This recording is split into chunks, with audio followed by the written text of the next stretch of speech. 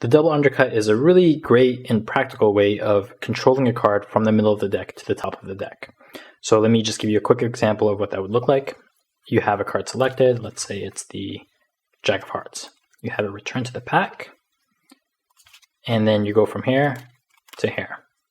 And that card is brought right back up to the top of the deck. So to do this, it's going to combine a few pieces that we've already talked about.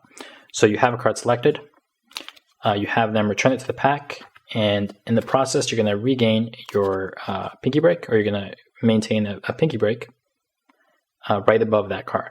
Okay, so from here, you're going to transition into a thumb break. Okay, so your mechanics grip is going to be transferred over to a biddle grip, and your pinky break is going to be transferred to a thumb break. Okay, not much technique involved here. You're going to go from here to here. Okay, this is something you should practice, going from pinky break to thumb break to pinky break, mechanics grip to biddle grip to mechanics grip. Okay, so you should be able to go back and forth like this without disturbing that break. Okay, so to do the double undercut, you're going to go from here to here, maintaining that pinky break, and then soon afterwards, you're going to undercut half the cards beneath that break right on top, as we discussed, and then you're going to come right back down and cut the remaining cards right on top.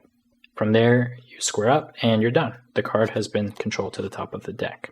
So at speed, let me show you once more what that would look like. Let's say you're trying to control the Queen of Clubs.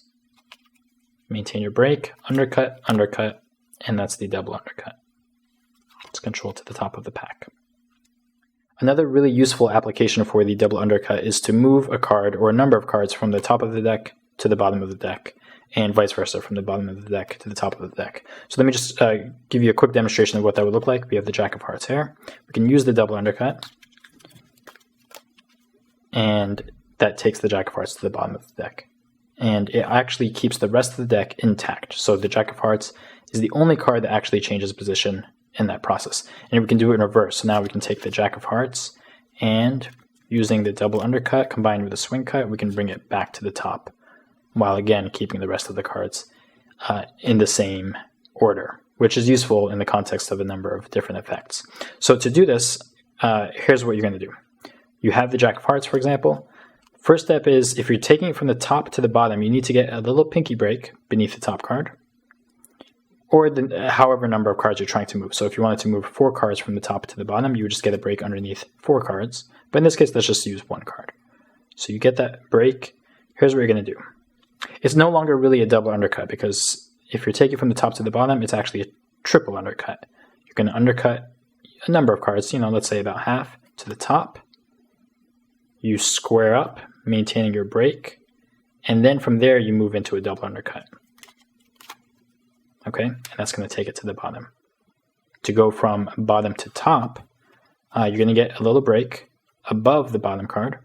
Okay, so to do that, there's a few options. You can riffle off the back edge of the deck and just like click one off, or you riffle one off, you get your break, and then you can get it that way. Another way is you just spread the cards out, and then you spot the very bottom card, and as you close up, you maintain a break above it.